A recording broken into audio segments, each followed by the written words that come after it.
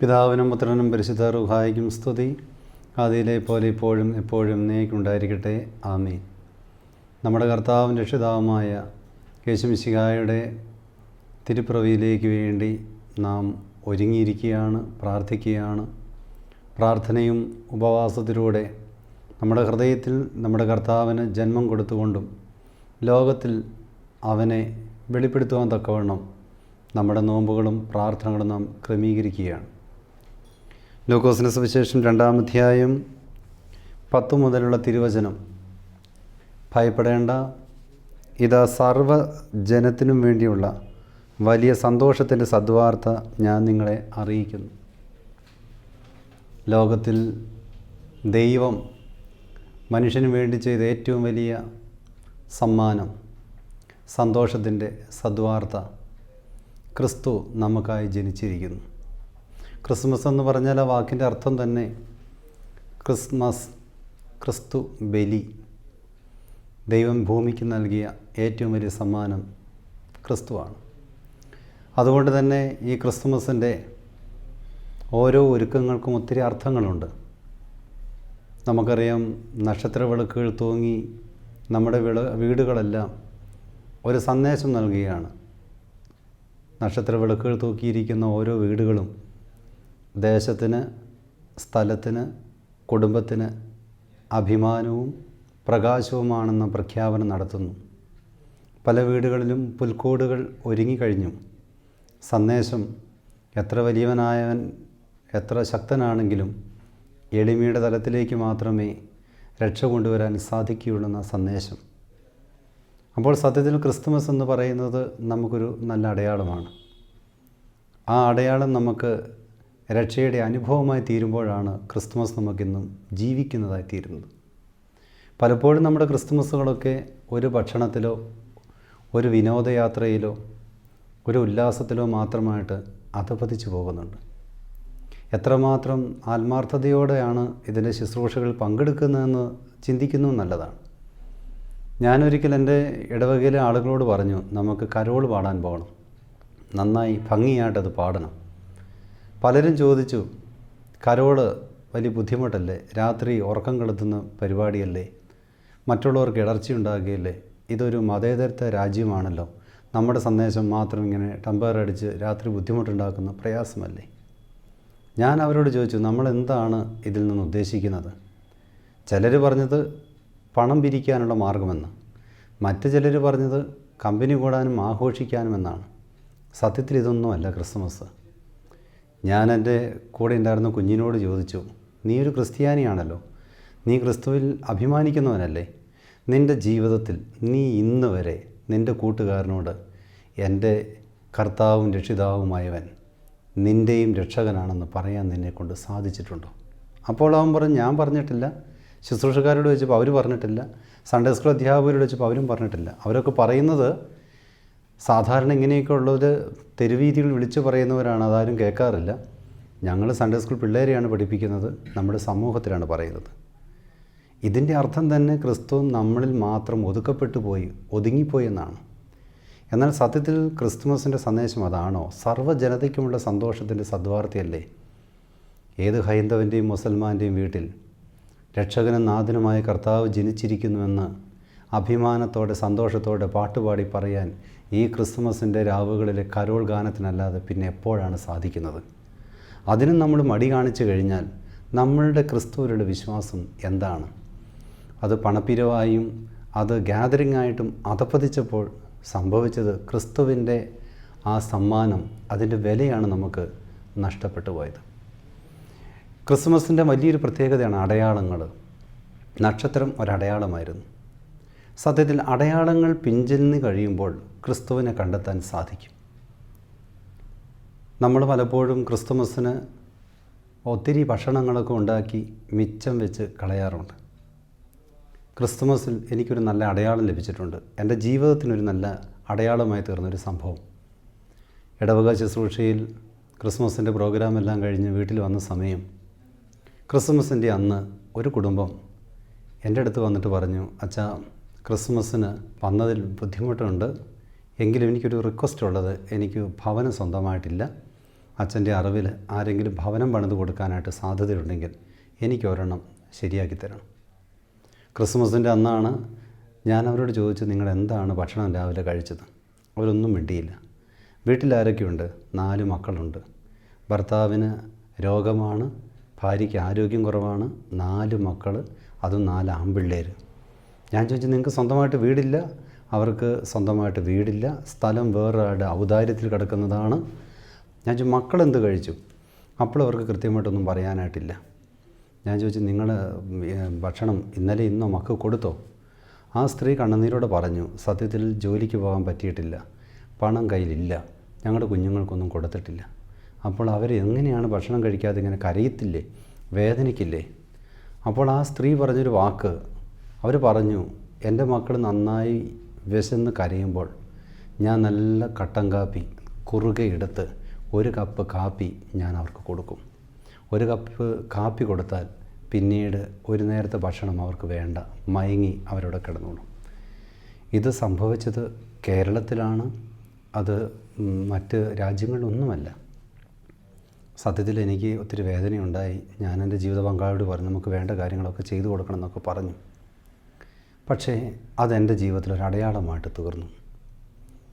ഞാനെന്നും എൻ്റെ ഭവന കുദാശയിൽ, അതല്ലെങ്കിൽ വേറൊരു വ്യക്തിയുടെ ഭവന കുദാശയ്ക്ക് പങ്കെടുക്കുമ്പോഴെല്ലാം ഞാൻ ആദ്യം ഓർക്കുക, എൻ്റെ മക്കൾക്ക് കട്ടൻ കാപ്പി ഞാൻ കൊടുക്കാറുണ്ടെന്ന് പറഞ്ഞ അമ്മയുടെ മുഖമാണ്. ഞാൻ പൗരോഹിത്യ ശുശ്രൂഷയിലേക്ക് പ്രവേശിച്ച് 20 വർഷങ്ങളാകുകയാണ്. ഇതിനിടയ്ക്ക് ശുശ്രൂഷാപരമായ ജീവിതത്തിന് വേണ്ടി 7ഓളം വീടുകളിൽ ഞാൻ വാടകയ്ക്കാണ് താമസിച്ചത്. അതിനിടയിൽ ഞാൻ സ്വന്തം വീട്ടിലും താമസിച്ചിട്ടുണ്ട്.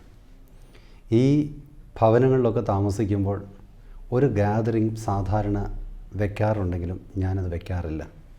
ഹൗസ് വാമിങ്ങിൻ്റെ പ്രോഗ്രാം ക്രമീകരിക്കുമ്പോൾ പലരും ചോദിക്കും, ഞങ്ങളെ വിളിക്കില്ലേ, ഞങ്ങൾക്ക് ഭക്ഷണം തരുമെന്ന് പേടിച്ചിട്ടാണോ ഞങ്ങളെ വിളിക്കാതിരിക്കുന്നതെന്നൊക്കെ പലരും പരാതി പറയാറുണ്ട്.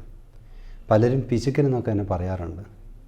പക്ഷേ സ്നേഹമുള്ളവരെ, ഒരിക്കലും ഈ ക്രിസ്മസിന് എനിക്ക് കിട്ടിയൊരു അടയാളം, ക്രിസ്മസിൻ്റെ അന്ന് അമ്മ പറഞ്ഞു 4 മക്കൾക്ക് ഭക്ഷണം കൊടുക്കാനില്ലാഞ്ഞിട്ട് കട്ടൻ കാപ്പി കുറുകെ കൊടുക്കുന്ന ആ ഭാഗം അതെൻ്റെ ഹൃദയത്തിൽ ഒരടയാളമായി തീർന്നപ്പോൾ പിന്നീട് ഞാൻ ഇന്ന് വരെ എൻ്റെ ഒരു ഭവനത്തിൽ ഒരു വലിയ പ്രോഗ്രാം, ഒരു വീട്ടിൽ വലിയ ആളുകളെ വിളിച്ച് സദ്യ കഴിക്കാൻ കഴിവുള്ളവനും, എല്ലാ ദിവസവും സദ്യ ഉള്ളവനും, ബന്ധങ്ങളും സ്വന്തങ്ങളൊക്കെ വെച്ച് ഭക്ഷണം കൊടുക്കാൻ ഞാൻ തയ്യാറായിട്ടില്ല. പിശുക്കായതുകൊണ്ടല്ല.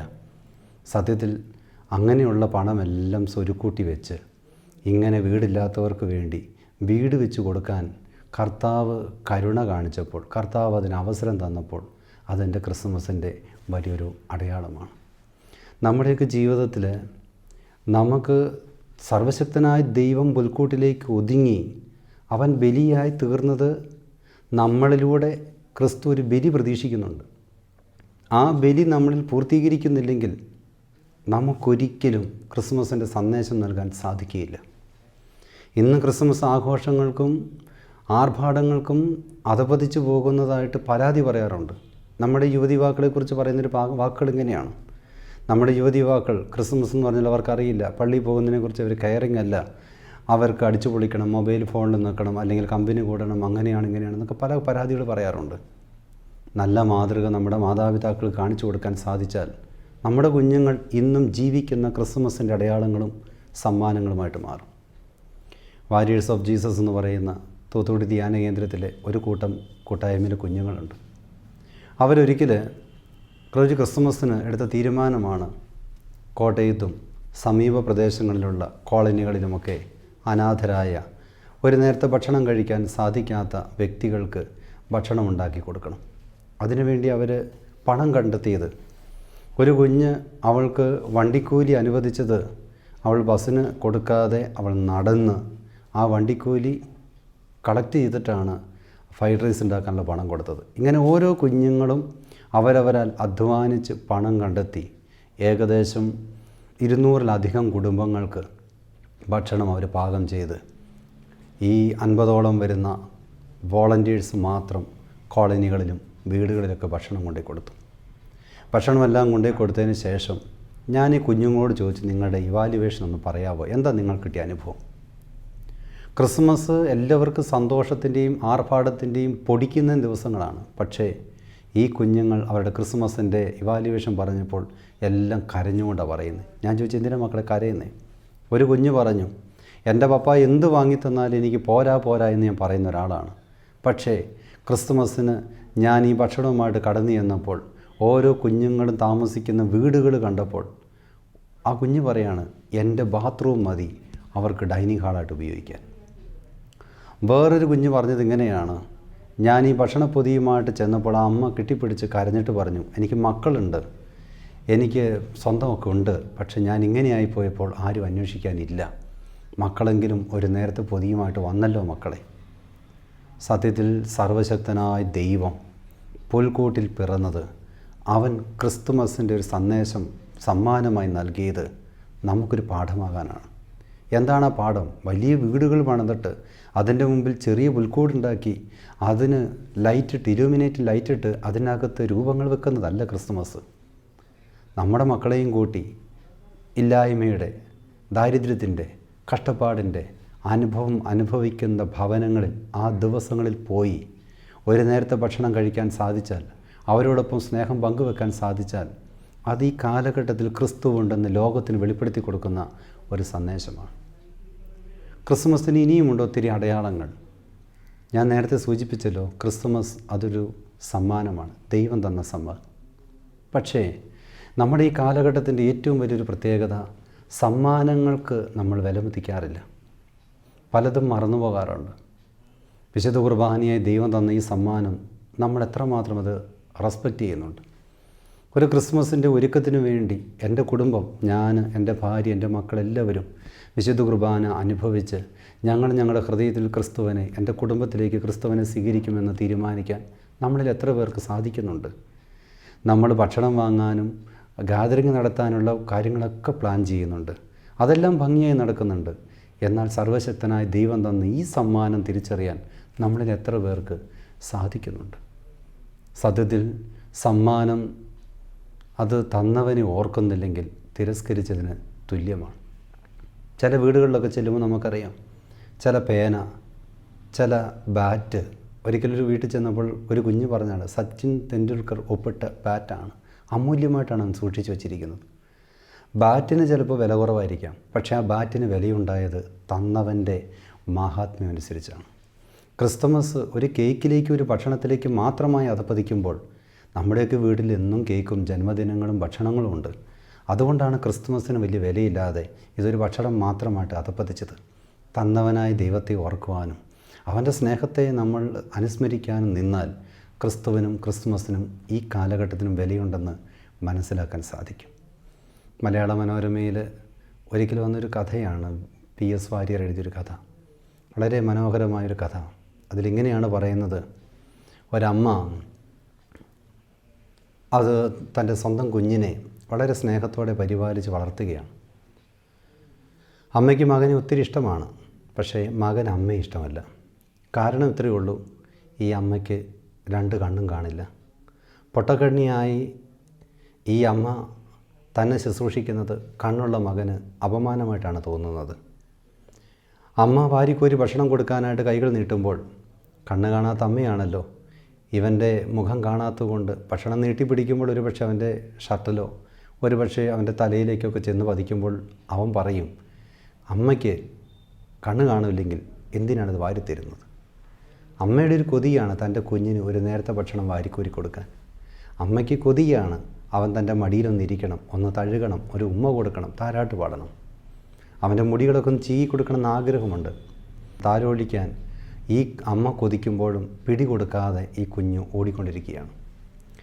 മാത്രമല്ല, അവൻ വളരും തോറും അവനെ മറ്റൊരു കളിയാക്കാൻ തുടങ്ങി. പൊട്ടക്കണ്ണിയുടെ മകനല്ലേ എന്ന് ചോദിക്കുന്നത് പലപ്പോഴും അവൻ അപമാനത്തോടെ കണ്ട് അതിനെല്ലാം അമ്മയാണ് ഞാൻ കുറ്റപ്പെടുത്തുന്നത്. അവൻ സ്കൂൾ വിദ്യാഭ്യാസം കഴിഞ്ഞപ്പോൾ അവനൊരു തീരുമാനമെടുത്തു, ഞാൻ വീട്ടിൽ നിന്ന് മാറുകയാണ്. അമ്മയുടെ സാന്നിധ്യവും അമ്മയുടെ പേരും അവൻ അപമാനമായിട്ട് തോന്നി. പിന്നീട് അവൻ ഹോസ്റ്റലിൽ താമസിച്ചു. ഈ അമ്മ ഒരു ഭിക്ഷക്കാരിയെപ്പോലെ അവൻ്റെ സ്വരം കേൾക്കാൻ പിന്നാലെ പോകുമായിരുന്നു. ബോധപൂർവം അവഗണിച്ച് അവൻ ആ അമ്മയെ തള്ളിക്കളഞ്ഞു. കാലങ്ങൾക്ക് ശേഷം അവൻ്റെ ജീവിതത്തിൻ്റെ വിദ്യാഭ്യാസത്തിനും അവൻ്റെ കഴിവിനുമനുസരിച്ചൊരു തുണയെ അവൻ ലഭിച്ചു. രണ്ടുപേരും സന്തോഷമായി ജീവിക്കുമ്പോൾ പൂർവ്വ വിദ്യാർത്ഥി സംഗമം അവരവരുടെ സ്കൂളിൽ പ്രോഗ്രാം നടത്തുമ്പോൾ അവർ കണ്ടുപിടിച്ചത് ഏറ്റവും യോഗ്യനായ ഇവനെയാണ്. ഇവനെ ക്ഷണിച്ചു. പൊസിഷനും പോസ്റ്റുമൊക്കെ നല്ലതായതുകൊണ്ട് അഭിമാനത്തോടുകൂടെ കടന്നു വന്നു. പ്രോഗ്രാമിലെല്ലാം കണ്ടു. പ്രോഗ്രാമെല്ലാം കഴിഞ്ഞതിന് ശേഷം അവൻ തൻ്റെ സ്വന്തം ഭവനത്തിലേക്ക് അതിനെ ഒന്ന് ഓർത്ത് കടന്നു ചെല്ലാൻ ആഗ്രഹിച്ചു. തൻ്റെ അമ്മയെക്കുറിച്ചുള്ള ഓർമ്മകളും ഭവനത്തെക്കുറിച്ചും അവിടെ ചെന്ന് കഴിഞ്ഞപ്പോൾ അവൻ കണ്ട കാഴ്ച, അവൻ്റെ അമ്മ അവിടെ ഇല്ല. വീടെല്ലാം നശിച്ച് ഏകദേശമൊക്കെ തീരാറായിരിക്കുകയാണ്. ഇവൻ വന്നു എന്ന് കണ്ടപ്പോൾ അയൽവാസി അവന് ഒരു കത്ത് കൊണ്ടു കൊടുത്തിട്ട് പറഞ്ഞു, എന്നെങ്കിലും നീ ഇവിടെ വരുമെന്ന് നിൻ്റെ അമ്മ പറഞ്ഞിരുന്നു. നീ എന്നിവിടെ വന്നാലും നിന്നെ ഏൽപ്പിക്കാൻ ഒരമ്മ ഒരു കത്ത് നൽകിയിട്ടുണ്ട്. അവന് ആ സമയത്ത് ആ കത്തൊന്ന് തുറന്ന് വായിച്ചു. കത്തിൽ ഒത്തിരി കാര്യങ്ങളൊന്നും എഴുതിയിട്ടില്ല. വളരെ കുറഞ്ഞ വാക്കുകൾ എഴുതിയിട്ടുള്ളൂ. പക്ഷേ എഴുത്തിങ്ങനെയാണ്: കുഞ്ഞെ, ഞാനൊരു പൊട്ടക്കണ്ണി ആയതുകൊണ്ട് നീ എൻ്റെ മകനായി ജീവിക്കുമ്പോൾ ഞാൻ നിനക്കൊരു അപമാനമാണ്, നിനക്കൊരു ഭാരമാണെന്ന് എനിക്കറിയാം കുഞ്ഞെ. മരണത്തിന് മുമ്പ് എനിക്ക് നിന്നോടൊരു കാര്യം പറയണമെന്ന് ആഗ്രഹമുണ്ടായിരുന്നു. നിന്നെ നേരിട്ട് കാണാൻ സാധിക്കാത്തതുകൊണ്ടാണ് ഞാൻ ഈ കത്തെഴുതുന്നത്. കുഞ്ഞെ, നീ ഉണ്ടായപ്പോൾ ഈ അമ്മ 2 കണ്ണുകൾ കൊണ്ട് നിന്നെ ആവോളം കണ്ടതാണ് കുഞ്ഞെ. എൻ്റെ ഈ 2 കണ്ണുകൾ കൊണ്ട് നിൻ്റെ മുഖം ഞാൻ കണ്ടു. നിൻ്റെ കൈകാലുകൾ വളരുന്നത് ഞാൻ കണ്ടു. എൻ്റെ കൈകൾ കൊണ്ട് ആവോളം നിനക്ക് ഭക്ഷണം വാരിത്തന്നു. എൻ്റെ കൈകൾ കൊണ്ട് ആവോളം നിന്നെ താരാട്ട് പാടി. ഞാൻ ആവോളം നിന്നെ വളർത്തി. ആ സ്നേഹം മുഴുവൻ ഞാൻ ആസ്വദിച്ചു കുഞ്ഞെ. പക്ഷേ എനിക്കൊരു കാര്യം മനസ്സിലായി, നിനക്കൊരിക്കലും എന്നെ കാണാൻ സാധിക്കില്ല. നിനക്ക് 2 കണ്ണുകളില്ലെന്നുള്ളത് എനിക്ക് തിരിച്ചറിയാൻ സാധിച്ചു. എൻ്റെ കുഞ്ഞെ, എൻ്റെ കണ്ണുകൾ കൊണ്ട് ആവോളം ഞാൻ നിന്നെ കണ്ടു. നീ എപ്പോഴെങ്കിലും എന്നെ ഒന്ന് കാണണമെന്ന് എനിക്ക് കൊതിയുള്ളത് കൊണ്ട് എനിക്ക് 2 കണ്ണില്ലെങ്കിലും എൻ്റെ കണ്ണുകൾ നിന്നിലേക്ക് ചെന്ന് നിന്നിൽ നിന്ന് എന്നെ കാണാൻ ഇടയാകട്ടെ എന്ന് കൊതിച്ചുകൊണ്ട് എൻ്റെ കാഴ്ച നഷ്ടപ്പെട്ടാലും നിനക്ക് കാഴ്ച ഉണ്ടാകാൻ ഇതെല്ലാം സമ്മാനിച്ചതാണ് കുഞ്ഞെ. സത്യത്തിൽ അവന് കരഞ്ഞാലും അവൻ്റെ വികാരങ്ങളെ എന്ത് പ്രകടിപ്പിച്ചാലും, ഒരുപക്ഷെ ഇതൊരു കഥയാണെങ്കിലും ഇതൊരു സത്യമായൊരു അനുഭവം സുവിശേഷത്തിലുണ്ട്. ഈ സുവിശേഷത്തിൽ ഇതൊരു കഥയാണ്, ഒരു എഴുത്താണ്. സർവ്വജനതകൾക്കുമുള്ള സന്തോഷത്തിൻ്റെ ഒരു എഴുത്താണത്. ആ എഴുത്തിൽ പറയുകയാണ്, നിനക്ക് കണ്ണ് കാണാൻ, നിനക്ക് കാഴ്ചയുണ്ടാകുവാൻ പിതാവാം ദൈവം തന്ന സമ്മാനമാണ് ക്രിസ്മസ്. അതുകൊണ്ട് സമ്മാനം തന്നവനെ നന്ദിയോടെ ഓർക്കണം. ആ സമ്മാനം നമുക്ക് ആസ്വദിക്കാൻ സാധിക്കണമെങ്കിൽ കണ്ണുണ്ടവനായി, കാഴ്ചയുള്ളവനായി ദൈവത്തെയും ദൈവം തന്ന സഹജീവികളെയും സ്നേഹിക്കുവാൻ നമുക്ക് ഈ ക്രിസ്മസിന് സാധിക്കണം. അപ്പോൾ മാത്രമാണ് ക്രിസ്മസ് അത് ലോകത്തിന് ദൈവം നൽകിയ സമ്മാനമെന്ന് എനിക്കും ലോകത്തിനും വെളിപ്പെടുത്താൻ സാധിക്കുകയുള്ളൂ. ഞാനും നിങ്ങളൊക്കെ പിതാവാം ദൈവത്തിൻ്റെ കയ്യിലെ സമ്മാനങ്ങളാണ്. നമ്മളൊക്കെ ആർക്കൊക്കെയോ പൊട്ടിച്ചു കൊടുക്കാൻ വേണ്ടി ദൈവം കരുതിയ സമ്മാന പൊതികളാണ്. ഈ ക്രിസ്മസിന് ജന്മം നൽകിയ അപ്പന്, ജന്മം നൽകിയ അമ്മയ്ക്ക്, പഠിപ്പിച്ച അധ്യാപകർക്ക്, വചനം പങ്കുവെച്ചവർക്ക്, അയൽവാസികൾക്ക്, ചുറ്റുപാടുകൾക്ക്, നമ്മളുമായി ബന്ധമുള്ള, നമ്മൾ സ്നേഹിക്കുന്ന എല്ലാവർക്കും നല്ല സമ്മാനങ്ങളായി, നല്ല അടയാളങ്ങളായി തീരുവാൻ ഈ ക്രിസ്മസിന് സാധിക്കട്ടെ എന്ന് പ്രാർത്ഥിക്കുന്നു. ദൈവം നമ്മളെ അതിന് യോഗ്യരാക്കട്ടെ. ദൈവനാമം മഹത്വപ്പെടട്ടെ.